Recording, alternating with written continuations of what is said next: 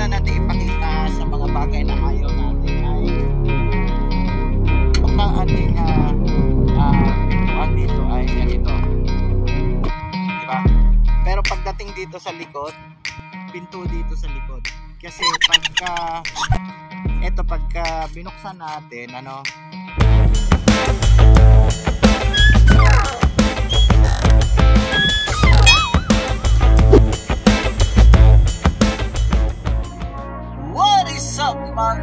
mga day, kumusta na kayo dyan? And kumusta na mo diha? And you guys, how are you doing? Nakita na naman ninyo ang aking pag-umukha. I wanna be the best in the game, invest in my name, check no restraints, I'm obsessed with the pain. So ayun guys, biyernes na ng araw dito sa Saudi Arabia. Syempre mainit naman dito, alas 4 ng hapon, bago lang nag-alas 4 ng hapon dito sa Saudi. Hapon, ulitin ko, paulit na lang, So ayun guys, andito na naman tayo sa panibagong episode ng ating Ikot To. Hindi natin titigilan hanggat hindi natin na i-review ng ayos ang ating sasakyan. Actually, araw-araw may nakikita tayong hindi maganda dito sa ating sasakyan. Pag sinabi kong hindi maganda, yung bang tipong ibig sabihin ay yung may mga konting sablay na sabihin natin kasi wala namang perfecto talaga dito sa ibabaw, sa mundong ibabaw. So, ang ibig kong sabihin may mga hindi tayo maiwasan na hindi natin napupustuhan sa ating sasakyan araw-araw. So ano ba ang mga yon? So eto guys, may tatlo akong nakita na ayaw ko dito sa ating sasakyan, sa ating Tigo 2 full option 2003 model, 2003 model, 2023 model. So ayun guys, chay muna tayo ngayon kasi medyo para mainitin yung sikmura natin. At saka pagka minsan nakaka-addict din yung chay na to. Kung pagka-abroad kayo dito sa Saudi, alam niyo to kung ano itong chay na to. At tea at gatas lang naman to, pero special ang pagkagawa nito. So balik tayo dun sa ating pinag-uusapan. Una natin ipakita sa mga bagay na ayaw natin ay etong dito sa may hood natin.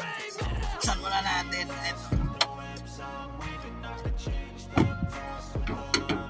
Yan. Ito ang hindi ko gusto sa nangyari kasi itong hood na to, itong hawakan ng ating hood, holder stand ng ating hood, ito yun siya, ay nasira agad dahil siguro sa init ng panahon. Ang karugtong niya nito ay nandun sa loob ng sasakyan. Medyo mahina ang klaseng plastic na ginamit nila dito sa clip na to. Hindi ko alam kung lahat ba ng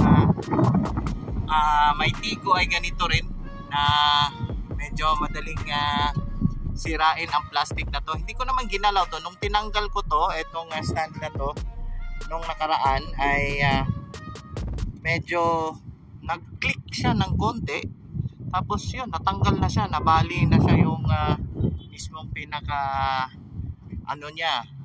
curve niya dito, yung pinakasabitan ng ating stand ng ating hood. Ito, so ito pala yung guys, ito pala yung dugtong ng ating yung curve doon sa hood, yung sabitan ng hood dito kasi nakakabit yan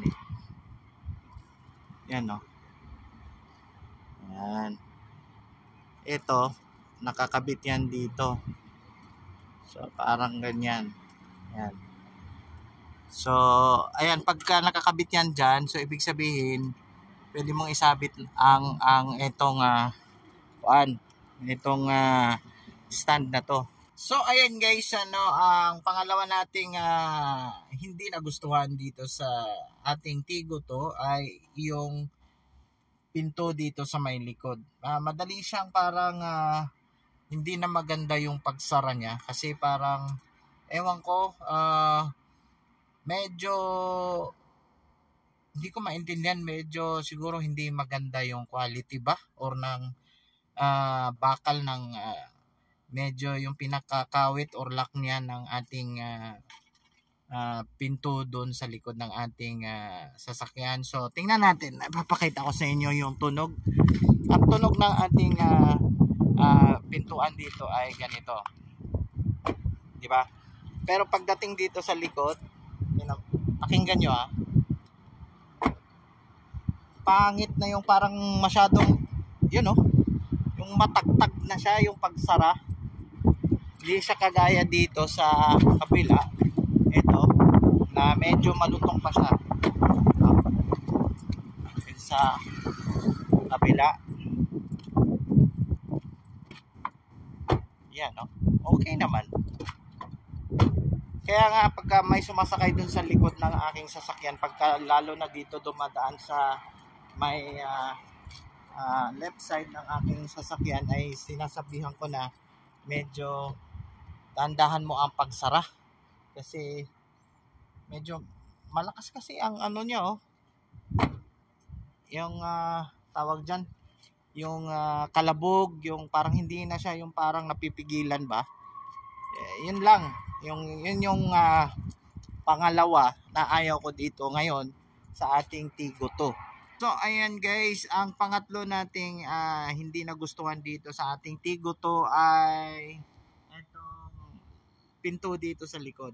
Kasi pagka binuksan natin, pagka binuksan natin tong pinto na to, ayan, okay naman, ang ayaw ko lang dito, pag isara mo din siya, na parang hindi siya may time na hindi siya yung nalalak agad. Kailangan mo pa siyang ulitin na hawakan kung hindi ba siya maluwag. Minsan kasi hindi siya na parang nalalak agad na yung kagaya niyan.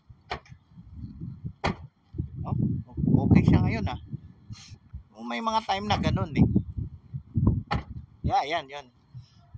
So kailangan mo pa siya talaga i-effort na ibagsak para mag-lock siya, Ayan mo, maluwag pa siya, Yan. Yan ay ibig sabihin yan ay hindi siya naka-lock. O syempre naman, di ba, klarong-klaro. Pero pagka talagang medyo ibagsak mo siya ng konti. So ayun, so naka-lock na siya. So ayan guys, time to recap ang mga bagay na hindi ko gusto na nangyayari ngayon dito sa aking Tigo ay yung hood na sinasabi ko na bali yung lagayan ng ating hood stand na yung pinakita ko kanina, at yung pangalawa ay yung pinto dito sa may left side, sa may driver side sa likod, na pag isara mo medyo makalabog at ewan ko ba, basta feel ko lang yun kasi hindi siya kasing lutong doon sa harap at sa kabila, na pag isinara mo parang talagang okay na okay, swabing swabe. So dito naman na pangatlo ay sa likod, na hindi mo agad-agad siya ma-close ng, minsan nagmamadali ka at di mo na i-close ng ganun kadali kasi minsan i-check mo siya na kung hindi pa ba siya nasarado ng maayos. So yun lang naman siguro, pero hindi naman gaano kasagabal yon sa ating sasakyan sa araw-araw nating ginagamit. So ayun. So ayun guys, hindi ko na patatagalin ang vlog na to, at sana may nakita kayo at napulot kayong mga informasyon na siguro na observante din sa inyo mga sasakyan towards my dreaming. But the only thing in life that has meaning are the things you gotta work for, believe me. Take into your hands a plan. So uulitin ko, hindi ko na patatagalin ang vlog na to, at sana wag ninyong kalimutan mag-subscribe sa aking channel para updated kayo sa mga susunod ko ng mga video, at lagi nung tandaan, just only love mga bye mga tay. So see you on my next vlog. Peace. I swear to God they all let me down. I always fought just to wear the crown. I'm pissed off at these fucking clowns who were all taught they deserve an ounce. It's only worth it if you work for it. It's only worth it if you work for it.